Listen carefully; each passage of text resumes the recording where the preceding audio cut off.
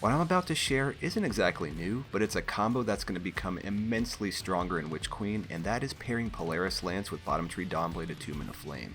You see, the explosions from Polaris Lance's perfect 5th explosive round burn surrounding enemies, and this burn counts to trigger bottom tree Dawn's igniting touch.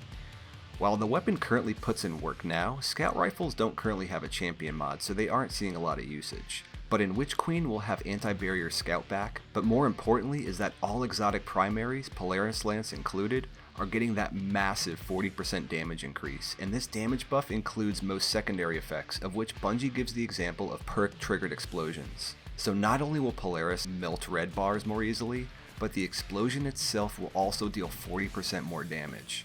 So currently in harder content with really beefy enemies, the explosion plus the burn doesn't quite wipe out the surrounding enemies. You often need to take another couple of shots at the enemies while they're still burning to kill them and proc the igniting touch explosion. But after this buff, the perfect 5th explosion plus the burn should be enough to outright kill these surrounding adds, if not make it much easier to trigger the explosion from igniting touch, which will start that glorious chain reaction of explosive fun.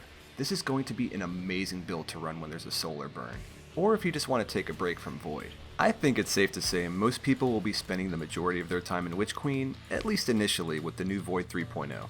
You know it, I know it, Bungie definitely knows it. But that's not to say the other subclasses won't also have their time in the sun as well. Void will be the new hotness, sure, the new kid on the block everyone wants to be friends with, but it's not like the other subclasses are going away.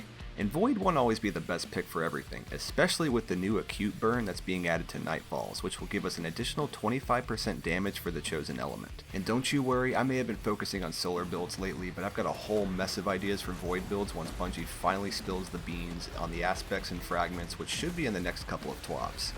I hope you enjoyed the video, and as Mr. Kim once said, see you!